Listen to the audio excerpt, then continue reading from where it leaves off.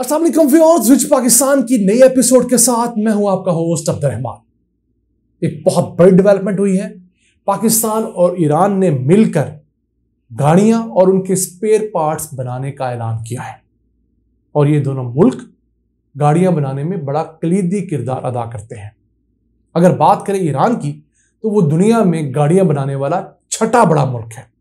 हर साल 16 से 17 लाख गाड़ियां बनाता है और दुनिया के कई मुल्कों को गाड़ियां एक्सपोर्ट भी करता है और उसकी गाड़ियां बनाने की सनत जो है 34.5 बिलियन डॉलर्स की है। जबकि पाकिस्तान दुनिया में गाड़ियां बनाने वाला 35वां बड़ा मुल्क है और हमारी ये इंडस्ट्री 7 बिलियन डॉलर्स की है। लेकिन हम मोटरसाइकिल बनाने वाले दुनिया के 5 बड़े ममालिक में शुमार किए जाते हैं।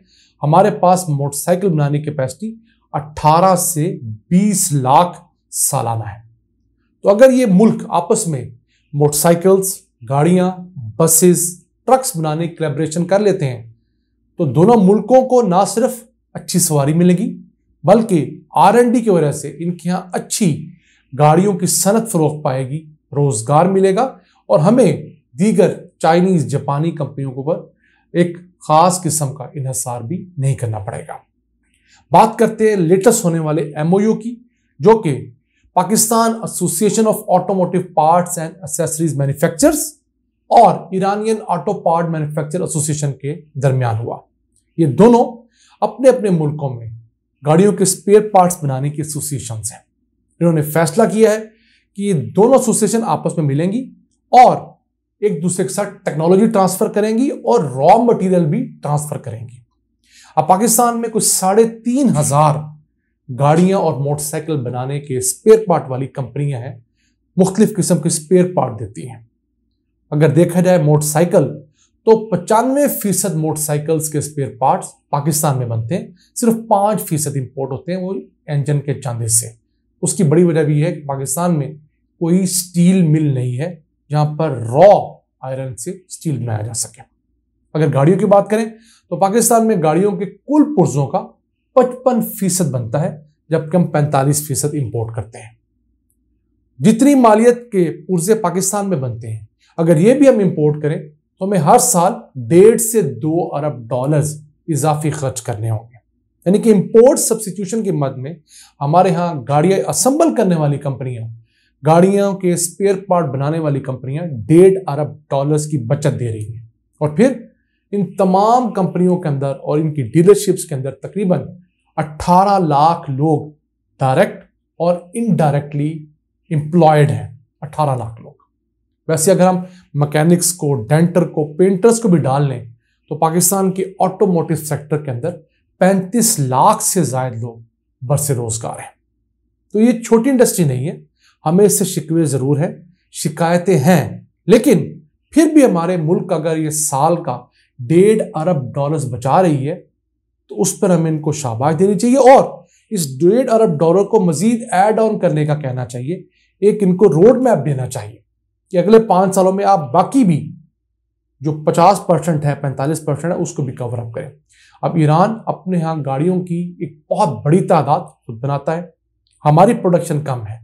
पाकिस्तान के पास टोटल कैपेसिटी 3 से 4 लाख गाड़ियां बनाने की है, तमाम 10 की 10 जो हमारे पास गाड़ियां बनाने वाली कंपनी है। लेकिन हमारी सेल 1-2 साल ऊपर जाती है, फिर हमारे पर क्राइसिस आता है और सेल कम हो जाती है। इस वजह से भी पाकिस्तान में गाड़ियां महंगी हैं। एक तो रीजन है डॉलर, दूसरा हमारी सेल कम है। माहिरीन कहते हैं अगर पाकिस्तान में हर साल 5 लाख गाड़ियां बनना शुरू हो जाएं तो यहां पर गाड़ियों की कीमत कम की जा सकती है, क्योंकि गाड़ियों के स्पेयर पार्ट्स मास स्केल पर प्रोड्यूस होंगे। जो लोग प्रिंटिंग का काम करवाते हैं वो इस चीज से जानते होंगे कि आप कभी भी प्रिंटिंग ऑर्डर दें तो आपको खा 100 का ऑर्डर दे या 1000 का, आपको प्रिंटिंग के चार्जेस 1000 पीसीस के पड़ते हैं। क्यों? उनके यहां कैलकुलेशन ही जो कॉस्ट है वो 1000 पे जाकर पूरी होती है। तो इसी तरह गाड़ियां भी अगर 5 लाख बिकेंगी सालाना, जो फिलहाल 2-2.5 लाख सालाना बिकती हैं, तो 5 लाख होने की सूरत में दुनिया से कंपनियां आएंगी जो यहां पर बिलियंस ऑफ डॉलर की इन्वेस्टमेंट करके इंजन बनाना शुरू करेंगी, ट्रांसमिशन सिस्टम बनाना शुरू करेंगे। क्योंकि हमारी क्वांटिटी कम है और हर गाड़ी का मॉडल डिफरेंट है, इस वजह से भी ये हमारी लोकल कंपनियां हड्रामी करती हैं और बाहर से इंपोर्टेड चीजें मंगवाकर हमें वो गाड़ी असेंबल करके देती हैं। ईरान वो अपनी 85% गाड़ी अपने मुल्क में बनाता है, जबकि 15% उसके स्पेयर पार्ट दुनिया भर से इंपोर्ट करता है। और फिर ये रशिया को, वेनेजुएला को और बेलारूस जैसे मुल्कों को भी गाड़ियां एक्सपोर्ट कर रहा है।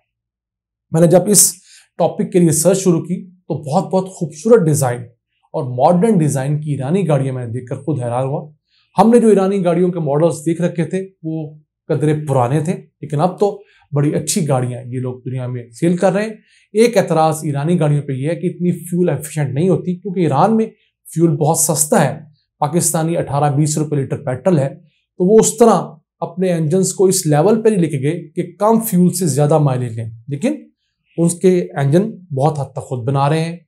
वो अपने यहाँ गाड़ियों को मॉडर्न लुक देने में जरूर कामयाब हुए हैं।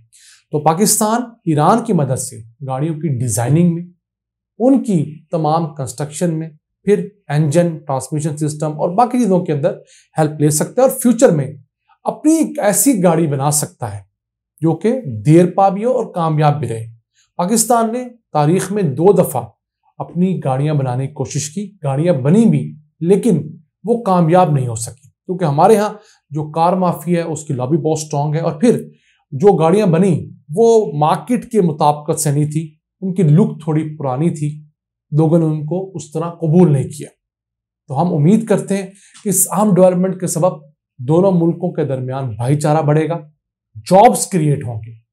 जब जॉब्स क्रिएट होंगी तो उसके सबब गुर्बत में कमी आएगी, और फिर ट्रांसफर ऑफ टेक्नोलॉजी जो है वो दोनों मुल्कों के इंजीनियर्स को, टेक्नीशियंस को और दीगर लोगों को मजीद इक्विप करेगी, ताकि ये दोनों मुल्क एक अच्छा वेंचर बना सकें। जिस तरह पाकिस्तान और टर्की 5th जनरेशन जहाज बना रहे हैं कान के नाम का, हम उस पर डिटेल वीडियो बना चुके हैं, आप स्क्रीन पर उसका थंबनेल देख रहे हैं, और इस लिंक पर जाकर आप उस वीडियो को देख भी सकते हैं कि अगर दुनिया का तेज तरीन और मॉडर्न तरीन जहाज पाकिस्तान और तुर्की मिलकर बनाने का आगाज कर सकते हैं, तो गाड़ी तो जहाज की निस्बत बहुत पुरानी टेक्नोलॉजी है। हमें ना सिर्फ आम गाड़ियों में आना चाहिए, बल्कि इन दोनों मुल्कों को अब हाइब्रिड और इलेक्ट्रिक गाड़ियों की फील्ड में भी आना चाहिए, क्योंकि इलेक्ट्रिक और हाइब्रिड गाड़ियां ही पाकिस्तान में अब बिकेंगी, जिस कदर महंगा फ्यूल हो चुका है। जैसे अब 1800 सीसी गाड़ी, 1600 सीसी गाड़ी की मार्केट पाकिस्तान में बहुत गिर चुकी है। लोग उनसे जान छुड़वा रहे हैं और कोशिश कर रहे हैं 660 सीसी, 800 सीसी, 1000 सीसी तक की गाड़ियां लें या हाइब्रिड गाड़ियां लें। इसी तरह हमें मॉडर्न टेक्नोलॉजी के ऊपर जाना होगा, और इस सिलसिले में हमें ना सिर्फ ईरान बल्कि तुर्की से मदद लेनी होगी। तुर्की भी ऑटोमोबाइल इंडस्ट्री में बहुत आगे जा चुका है। फिर हमारा दोस्त मुल्क चाइना, उसकी तरफ भी हमें जाना होगा, और मुल्क के अंदर गाड़ी लेने के प्रोसेस को भी आसान करना होगा, और लोगों को गाड़ी चलाने के एथिक्स भी सिखाने होंगे, प्यार से भी और डंडे के जोर से भी। क्योंकि हमारे यहाँ मोटरवे पे अगर लोगों को एथिक्स सिखाए जा सकते हैं, तो हमारी हाईवेज पर एथिक्स क्यों नहीं है? उसकी वजह आती है कि हमारी इंप्लीमेंटेशन वैसे नहीं है। तो हम उम्मीद करते हैं कि इस अहम डेवलपमेंट के सबब हम दोनों मुल्कों के लिए नई राहें निकलेंगी, और उन राहों से तरक्की के सफर का आगाज होगा। इन अल्फाज के साथ अपने मेजबान अब्दुर्रहमान को इजाजत दीजिए, और अल्लाह से दुआ गो रहिए कि वो पाकिस्तान पर अपनी रहमतों और बरकतों का सिलसिला जारी रखें, मुल्क के हालात बेहतर हों, बिजली के बिल कम हो, महंगाई में कमी आए और लोगों का सुख वापस लौट आए। अल्लाह ने की बात।